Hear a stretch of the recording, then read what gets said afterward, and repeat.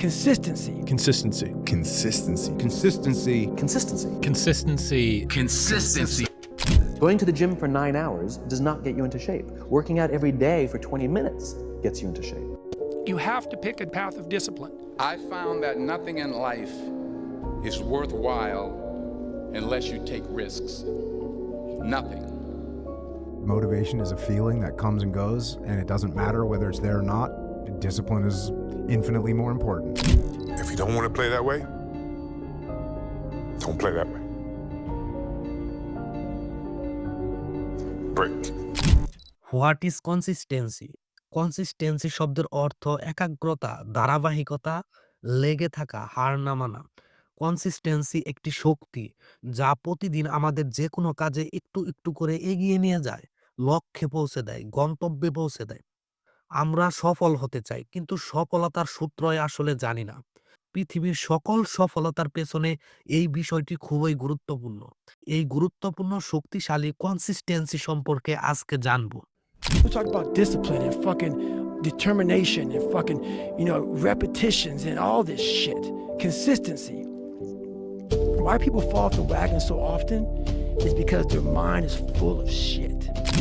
আমরা যারা ব্যর্থ তারা দুটি বিষয়ের মধ্যে আটকে আছি। এক, প্রোক্রাস্টিনেশন। প্রোক্রাস্টিনেশন মানে কোনো কাজ পরে করব এই মানসিকতা। দুই, পারফেকশন। কোনো কিছু করার পূর্বে নিখুঁত হতে হবে এই মানসিকতা।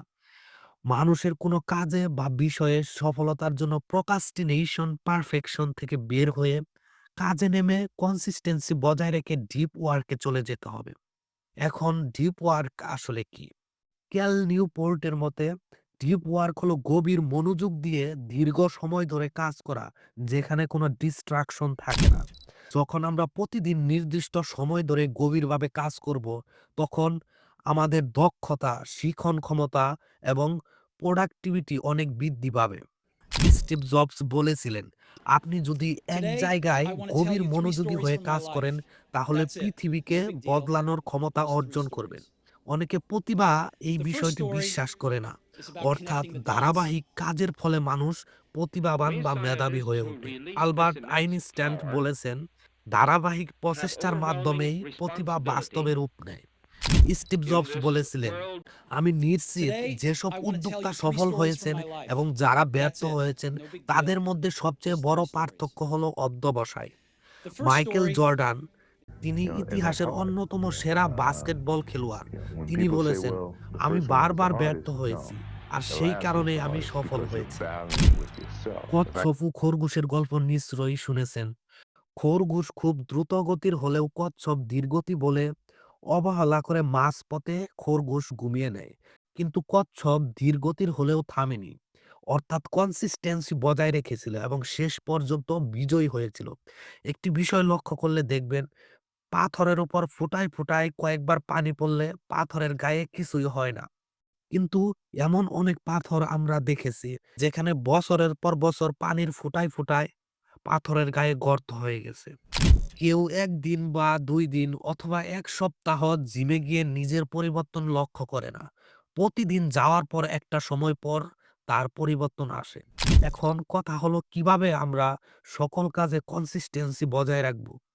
এর জন্য আমাদের কিছু পদক্ষেপ নিতে হবে। ছোট ছোট লক্ষ্য নির্ধারণ করতে হবে। একবারে বিশাল কিছু করার চেষ্টা না করে ধাপে ধাপে এগিয়ে যেতে হবে। নিয়মিত অভ্যাস গড়ে তুলতে হবে।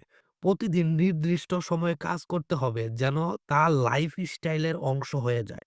নিজেকে পুরস্কৃত করা যেতে পারে। ছোট ছোট অর্জনের পর নিজেকে রেওয়ার্ড দিতে পারি। এটি আমাদের মোটিভেশনকে বাড়াবে। প্রোক্রাস্টিনেশন এড়াতে হবে। পরে করব এই মানসিকতা বাদ দিতে হবে। পারফেকশন থেকে বেরিয়ে আসতে হবে।